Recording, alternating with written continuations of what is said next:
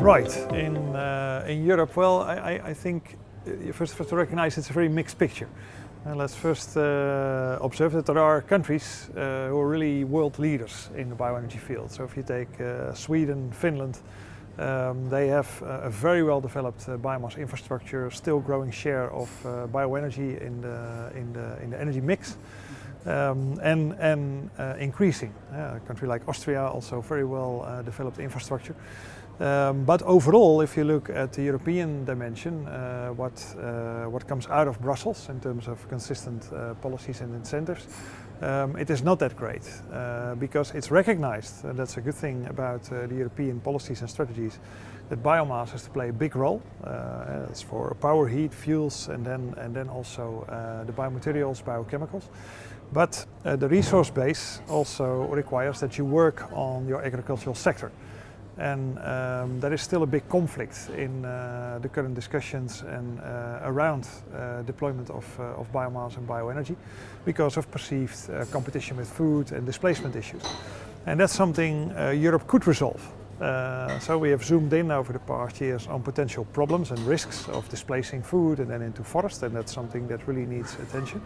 But on the other side, it could very well be tackled by looking at further modernization of agriculture, also making agriculture more efficient and sustainable, as a solution to produce sustainable biomass on surplus land, surplus production capacity in the agricultural sector. Now that philosophy is not part of the European strategy today. And I think that's a huge missed opportunity because on the one hand we see recognition of how important biomass is for our low carbon economy in the future to meet the climate targets and to get far less dependent on imported fossil fuels. And on the other hand there is no integrated strategy to embed that building that resource base for that bio-based economy, that's the foundation, to embed that in proper agricultural and environmental policies.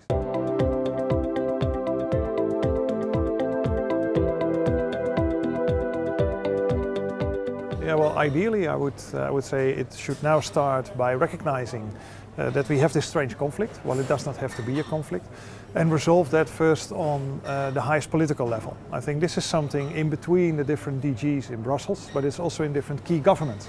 A country like Germany also is struggling with this conflict. There is a perception has developed that biomass is not sustainable. I'm exaggerating a little bit, but overall you can say that's the picture. While in Scandinavia, the view is completely different. That's remarkable, and we should go to fact-based discussions. You want to be sustainable, we have criteria for that, we have sustainability frameworks, so we know what we want it to look like. So then translate that in what do you need to do? To land use, to agriculture, to what type of cropping systems and supply systems you can implement for bioenergy, and embed that in the different policy arenas at the same time, not being pushed from one arena and then being blocked by another, which is a bit the situation in Brussels. I think that would be key. If we would manage to go through that debate, and a not too long debate, and come to constructive solutions, that would be of tremendous help. Another dimension I think that would help a lot is to demonstrate really in real situations, in concrete regions around biorefining capacity and existing infrastructure, how you can expand the biomass resource base and the biomass utilization combined with a developing region that also shows development in the agricultural sector. And when you certify it, that entire region does well. And if we have those demonstrations, it's become tangible. It's not only a theoretical discussion or a policy scientific discussion. You can really show how and also learn how this can be done and how this can be scaled up over time.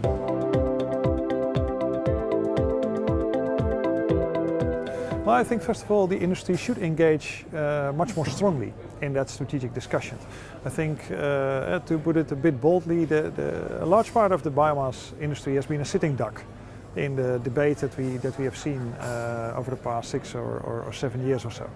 And they could be much more proactive and also engage in the analysis that are partly available, partly can be done, and propose ways forward. So not only wait until there is some sort of solution out of policy, but really engage and also show how. So I think that would help a lot, and also to look at the biomass investments and biomass production schemes, bio-based production schemes, as something that needs to be done together with the agricultural sector in a production region and not just focusing on your supply line or your factory. So it is a total supply system. That's the complicated thing about biomass and bio-based economy options. That it is about a land base, the biomass needs to come from that. You will affect things there, for the good or for the bad, depending on how you do it. Supply lines, that is your production facility, and different markets. And you need to look at that system as a whole. And it is important to work with the different stakeholders around your production chain. I think that's something where the industry could make progress. You can also learn from best practices that you see here and there, but a more proactive role is definitely desired.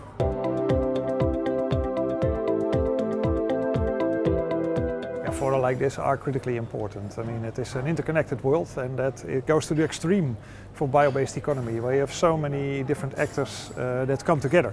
I think there's one thing that we have learned over the past years in bio-based economy. This is not something you just do from one sector or from one perspective. It is something that touches on many things at the same time. And that's why dialogue is important. Have those different perspectives together, make them work together, make them talk and understand each other.